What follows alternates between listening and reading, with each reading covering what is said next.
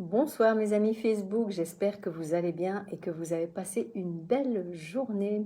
Alors aujourd'hui je suis un peu plus tôt que d'habitude, désolée, voilà, mais j'ai d'autres rendez-vous un peu plus tard. Donc si vous me suivez en replay, n'hésitez pas à m'indiquer hashtag replay. Alors, suite aux évaluations bien-être que j'ai fait la semaine dernière, j'avais envie de vous faire un petit condensé des erreurs, hein, les 10 erreurs fréquentes que les gens commettent lorsqu'ils essaient de perdre du poids. Voilà, il y en avait, vous verrez, il y en a probablement certaines qui seront logiques pour vous, mais on va en discuter ici pendant les 20 prochaines minutes. Alors, la première chose, lorsque vous voulez perdre du poids, c'est d'éviter de sauter des repas. Et alors là, je me rends compte que beaucoup de gens pensent que sauter des repas, ça va les aider à perdre du poids, mais que du contraire, parce que le métabolisme ralentit et finalement, ça va aussi entraîner une suralimentation par la suite, hein.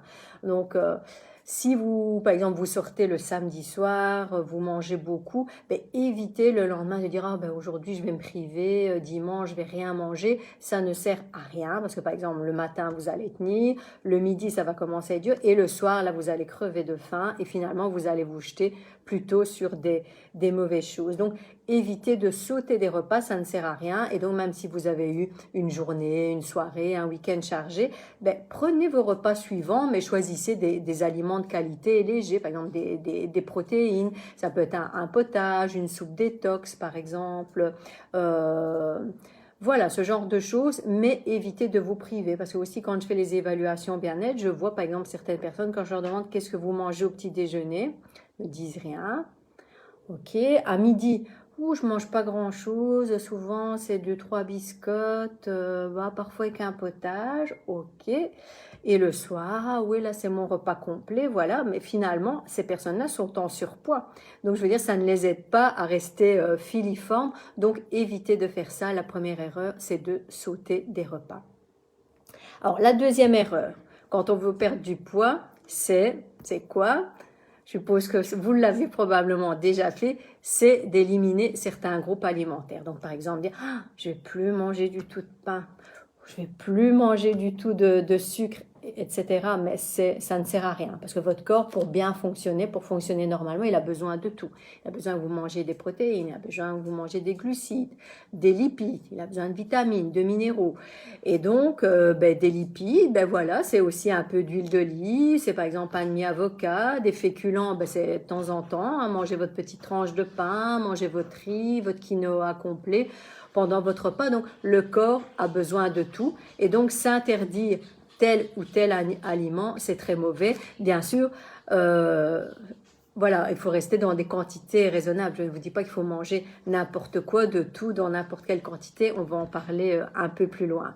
Donc, et c'est même recommandé, par exemple, les personnes qui disent ah, je ne peux plus manger du tout de sucreries, mais non, il ne faut pas non plus. Moi, par exemple, une fois par semaine, ben, moi je suis fan de pâtisserie, etc., de chocolat, et donc je me fais plaisir. Donc une fois par semaine, je sais que j'aurai ma petite pâtisserie, mon morceau de tarte, et ça me fait du bien, c'est réconfortant, moralement aussi, parce qu'on se dit qu'on n'est pas dans la privation. Donc voilà, je vois les petits cœurs qui arrivent, donc je me doute que ça parle à beaucoup d'entre vous. Coucou Amélie, je vois que tu m'as rejoint, je vois qu'Agathe est là aussi, merci d'être là avec moi.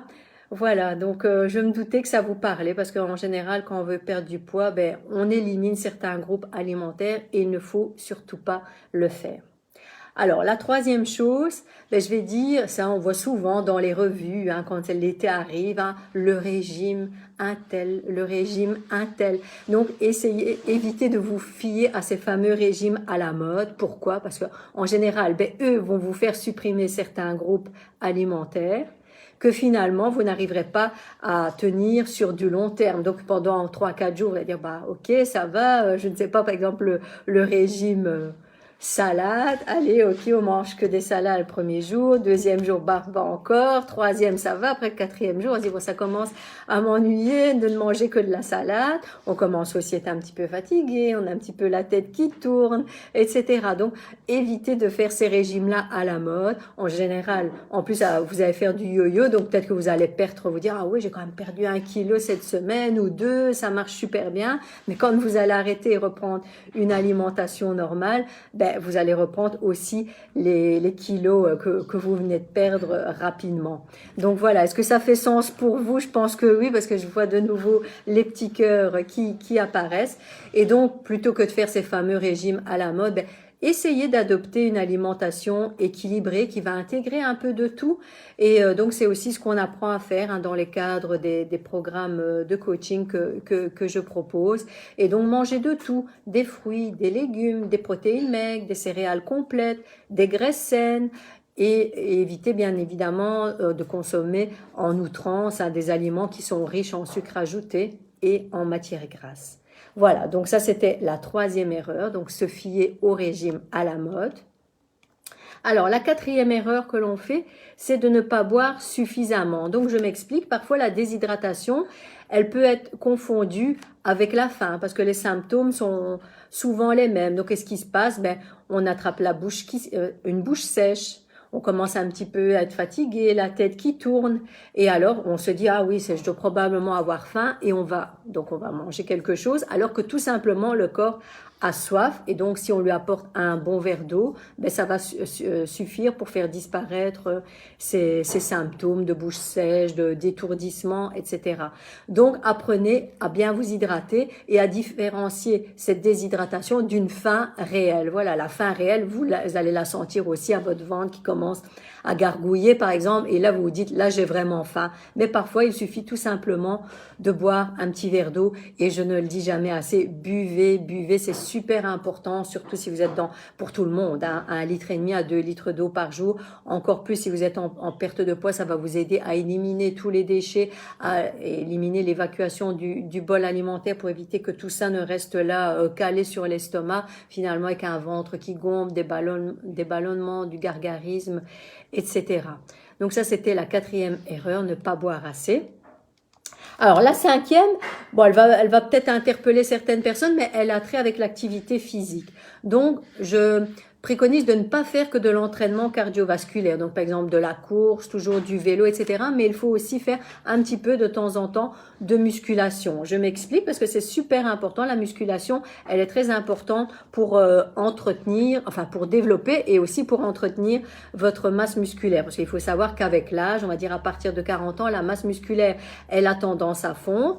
Et donc, si vous ne l'entretenez pas, et donc vous ne pouvez l'entretenir qu'avec des exercices de musculation, elle va fondre, et alors c'est ce qui fait, par exemple, je prends l'exemple des bras, hein, j'ai ma collègue qui appelle ça les coucous, ou bien des ailes de poulet, hein. C'est vrai que c'est pas très flatteur, mais malheureusement on voit beaucoup de femmes qui souffrent de ce symptôme, donc parfois elles ont perdu beaucoup de poids, mais alors elles ont un peu le bras qui est flasque, et donc c'est pour ça qu'en plus d'une activité cardiovasculaire, comme de la natation, de la course, de la marche, vous encourage aussi à faire de la musculation, parce qu'en plus il faut savoir que quand on est bien musclé, ben le corps, il brûle plus de calories, même au repos. Donc ça, je ne sais pas si vous le saviez, mesdames. Vous pouvez me le dire en commentaire. Ah non, je ne savais pas. Et donc, voilà, donc c'est tout bon. Quelqu'un qui est fort musclé va brûler plus de calories, même sans rien faire, qu'une autre personne qui ne l'est pas. Et en plus, quand on se muscle, ben voilà, le corps se galbe. C'est vrai que moi, j'en fais une fois par semaine. Ben, on se galbe au niveau des bras, on voit la différence au niveau des abdos, on voit la différence au niveau des cuisses, au niveau des mollets. Et donc, c'est joli aussi d'avoir ce corps qui reste bien tonique. Donc voilà, mesdames, essayez d'intégrer un petit peu du cardiovasculaire, mais ne négligez pas la musculation. Et quand je dis la musculation, c'est pas aller en salle et soulever 100 kilos, hein. Vous pouvez faire ça chez vous. Dans notre groupe, on met régulièrement des petites vidéos avec des exercices pour travailler chez soi, hein. Si on n'a pas d'haltère, on prend 2 bouteilles d'1,5 litre. On sait travailler ses bras en avant, en arrière. On sait faire un petit peu de gainage, on sait faire des squats, etc. Et tout ça, si vous le faites régulièrement, ben, ça va vraiment aussi muscler tout votre corps. Donc voilà, donc ça c'était la 5e erreur. Alors la 6e, oui, ben ce fameux stress, ça revient toujours. Donc mal gérer son stress, ça peut aussi vous empêcher de perdre du poids. Vous allez me dire pourquoi? Ben pourquoi? Parce que quand on est stressé, qu'est-ce qu'on fait? Mesdames, qu'est-ce que vous faites quand vous êtes stressé? Est-ce que vous allez chercher 3-4 pommes dans le panier à fruits? Mais non, Qu'est-ce que vous faites? Vous allez plutôt dans l'armoire et dire ah, je suis stressée, je prends le paquet de chips, je le finis, ou on prépare son petit saucisson, on se coupe une dizaine de tranches, du fromage, du pain, etc. Et donc, quand on est stressé, bon, on a tendance à se jeter sur des aliments réconfort, des aliments réconfort. Mais comme je le dis, en général, ils sont souvent caloriques, hein, on ne va pas se jeter sur la carotte ou sur la pomme. Certaines le font, hein, je veux dire, dans les dames que je suis, certaines le font. Maintenant, elles prennent une carotte plutôt qu'un paquet de chips ou un paquet de chips ou un morceau de fromage, mais c'est vrai que ça s'apprend, voilà. Et on ne peut pas tout révolutionner en une fois, mais vous voyez qu'il y a de très bonnes habitudes alimentaires qui peuvent s'installer. Et donc voilà, donc c'est vrai que le stress, mesdames, ça nous joue beaucoup de tours quand on veut perdre du poids. En plus, il y a plein de choses qui viennent se rajouter au niveau hormonal, etc. Ça peut provoquer ballonnement, ça peut provoquer de la rétention d'eau. Donc il y a plein d'autres choses qui se mêlent. Et donc apprenez à bien gérer votre stress, c'est super important. Comment? Ben, en utilisant des huiles essentielles, en faisant de la méditation, en allant marcher un petit peu, même avec votre chien par exemple. Voilà, n'hésitez pas à nous partager avec nous, mesdames, hein, ce qui vous fait plaisir lorsque vous êtes stressé, hein, vos petites astuces, comme ça les autres dames pourront également en profiter, parce que moi j'en donne quelques-unes hein, que je pratique, mais je sais bien que tout le monde ne va pas dire ah, je vais me mettre à faire de la méditation, c'est pas pour tout le monde, mais il y a plein de manières de pouvoir gérer votre stress. Hein. Ça peut être vous installer dans votre divan, écouter de la musique que vous aimez bien, regarder une série que vous aimez bien, prendre un thé avec une revue. Donc il y a 20 000 choses à faire et prenez du temps pour vous, mesdames. Ça, je vois qu'on ne le fait pas aussi assez souvent. On s'occupe toujours de tout le monde, du mari, de la femme, du chien, des enfants, etc. Et finalement, sur la journée, parfois je dis à une dame, alors est-ce que tu as pris 30 minutes pour toi aujourd'hui? Non. Ben, ça, c'est vraiment dommage. Donc, ne vous négligez pas parce que si votre corps, ben voilà, il est fatigué, il n'est pas bien, ben vous ne savez pas être en forme, vous ne savez pas maigrir, vous ne savez pas être pleine d'énergie. Donc voilà, si ça fait sens pour vous, indiquez-moi #sens. Alors, la 7e erreur, et je vois que beaucoup de femmes le font, parmi celles que je suis, c'est se focaliser uniquement sur le chiffre, sur la balance. Donc, on veut se peser tous les jours. Et pourtant, il ne faut pas se peser tous les jours. On est des femmes, il y a plein de choses qui entrent en ligne de compte et notre poids d'un jour à l'autre, ben, on peut avoir plus 500 grammes parce que la veille, peut-être on a mangé un peu plus salé, etc. Donc ça peut jouer à ça, parce que ça peut être une semaine avant les règles, ça peut être pendant les règles. Il y a plein de petits facteurs qui peuvent expliquer qu'un jour, on a pris 500 grammes. Alors, mesdames, ne vous pesez pas tous les jours, ne vous torturez pas. Une fois par semaine, si vous voulez perdre du poids, c'est plus que suffisant, vous pourrez faire le point. Et parfois, même en le faisant une fois par semaine, vous aurez peut-être pris 1 kilo.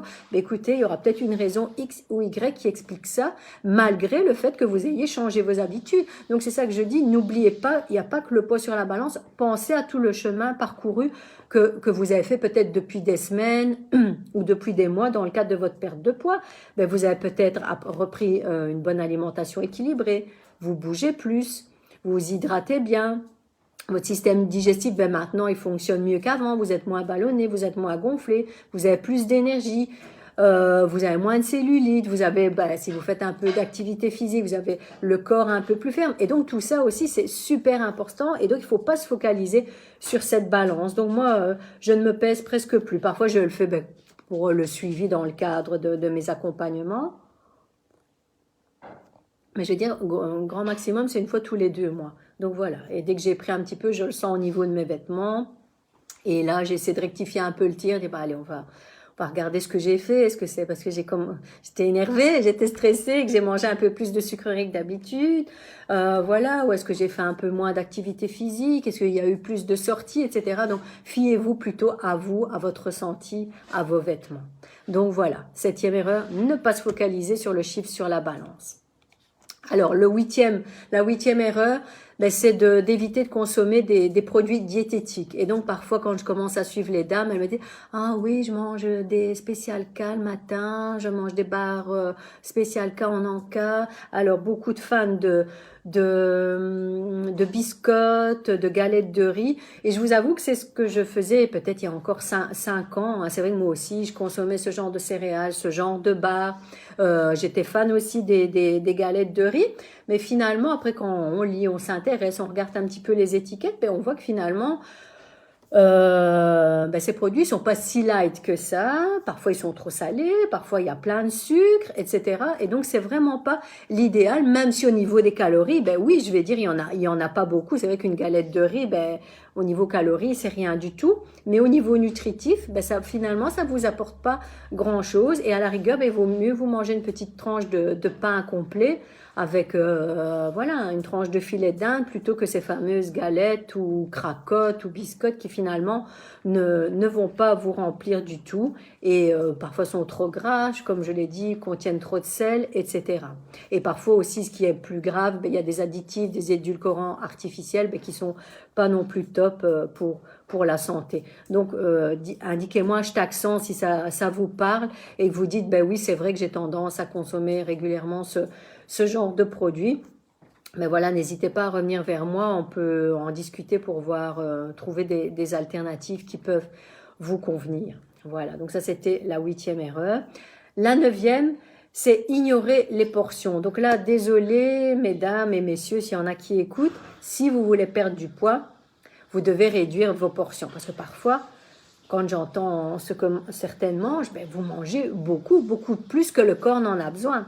Donc, en général, vous avez tendance à vous servir une deuxième assiette. Et donc là, il faut réfléchir, est-ce que mon corps avait vraiment faim? S'il a vraiment faim, ben, c'est qu'il y a une raison, donc mangez votre assiette. Si c'est parce que vous êtes là devant la télé et que machinalement, ben, vous repiochez une cuillère de pâte, un bout de viande et tout ça, ben voilà, là, vous devez réaliser que c'est trop et que malheureusement, au niveau de votre perte de poids, ça va pas être très bon. Donc, je vois les petits cœurs qui apparaissent, donc ça vous parle probablement. Et donc, voilà, et donc il faut apprendre, donc quand on veut perdre du poids, c'est ce qu'on apprend aussi dans les programmes VIP, à bien gérer vos assiettes, vous faire de belles assiettes bien équilibrées. Et ça ne veut pas dire des assiettes où vous aurez faim, parce qu'en général, on n'a pas faim, les assiettes sont très bien remplies, mais on les remplit différemment. Donc le bout de viande, ben, c'est pas un pavé de 200 grammes, désolé, le bout de viande, c'est la paume de la main. Par exemple, un morceau de poisson, ce sera votre main grand maximum, mais ce sera pas, voilà, ce sera pas beaucoup plus. Au niveau des féculents, même chose, c'est bien un gros plat de pâtes, on aime bien. Mais voilà, si on veut perdre du poids, c'est tous ces petits ajustements-là qui vont faire que vous allez maigrir. Donc voilà, mais ça, on apprend aussi. Ça vient au fur et à mesure. Désolée, j'ai un petit chat dans la gorge.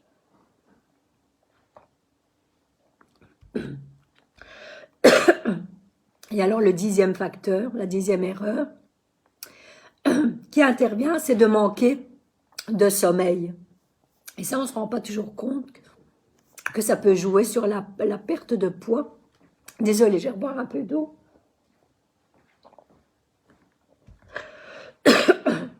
Donc, il faut savoir qu'un sommeil insuffisant, ça peut perturber les hormones de la faim et de la satiété. Et donc là, je vais relire mes petites notes. Donc, il y a 2 hormones qui interviennent, c'est la leptine et la gréline. Et donc, en fait, la leptine, elle va signaler au votre cerveau la sensation de satiété, tandis que la gréline va stimuler votre appétit. Et donc, le manque de sommeil, ça peut perturber l'équilibre de ces 2 hormones, et donc ça va augmenter votre appétit. Donc voilà, donc ça c'est un facteur dont on n'est pas toujours conscient, mais mal dormir, voilà. Je sais que parfois beaucoup de dames me confient quand même qu'elles ne dorment pas bien, et ça peut influencer sur leur perte ou bien la prise de poids justement. Donc comme je l'ai dit, il y a des hormones qui interviennent, et le fait de mal dormir, ça va tout perturber. Et donc, qu'est-ce qu'on fait? On mange plus. On va manger davantage. Et quand on est fatigué, qu'est-ce qu'on se dit? Ben, j'ai besoin d'énergie. Et vers quoi on va se diriger? Ben, par exemple, vers des aliments sucrés. On va se dire, ah ouais, comme ça, je vais me boire un coca, je vais récupérer un peu d'énergie, je vais manger du chocolat, etc. En pensant faussement que ça va régler ce problème. Mais oui, comme je l'ai dit, peut-être momentanément, ça va le régler parce qu'il y aura un petit pic de glycémie qui va vous donner un petit coup de fouet, mais qui va rester très peu, qui ne va pas rester très longtemps. Et ensuite, vous aurez cette fameuse descente où là, vous allez avoir un coup de mou. Qu'est-ce qu'on fait? On reprend du sucre, on refait un pic de glycémie. De nouveau, après peu de temps, on a un pic en dessous. Et donc, finalement, ça, c'est vraiment très mauvais. Il faut éviter de faire ce petit yo-yo au niveau des pics glycémiques et donc de manger des aliments à indice glycémique bas. comme par exemple des pâtes complètes. Voilà, ça c'est une des bonnes choses à faire. Et aussi, quand on est fatigué, ben, mesdames, qu'est-ce qu'on fait moins? Ben, on a envie de rester dans son canapé. On n'a pas envie de bouger. On ne fait pas d'activité physique. Et donc, parfois, ça aussi, ça peut faire que vous allez grossir parce que l'idéal, hein, quand vous voulez vraiment perdre du poids, ben, c'est de surveiller votre alimentation et de la combiner aussi avec une activité physique. Vous allez voir beaucoup plus vite la différence. Voilà, donc c'était les 10 erreurs dont j'avais envie de vous parler. J'espère que ça vous aura été utile. N'hésitez pas à revenir vers moi si vous avez des questions. Voilà, merci, je vois vos petits cœurs, c'est très très gentil, ça me fait plaisir. N'hésitez pas à revenir vers moi si vous avez des questions. Et je vous offre, pour vous remercier d'être resté avec moi ici pendant ces 20 minutes, je vous offre une évaluation bien-être de 45 minutes. Donc, n'hésitez pas à en profiter pendant cet appel. Ben, on fait un petit diagnostic, hein, on voit un petit peu, ben, je vous pose des questions pour voir comment vous mangez, vous vous hydratez, si vous avez de l'activité physique, si vous vous sentez fatigué, en manque d'énergie, etc. Et alors après, on essaie de mettre en place déjà, après cet appel, hein, donc ça peut se faire directement, ça peut aller vite, on essaie déjà de mettre en place certaines choses pour améliorer votre bien-être, votre santé, enfin votre énergie de manière générale. Voilà. Alors, si vous voulez aussi, entre-temps, plus d'astuces, hein, n'hésitez pas à rejoindre notre groupe A-Team Club de Nutrition. J'ai posté aujourd'hui une très chouette recette que j'ai faite en live avec mon fils, un fameux bol cake.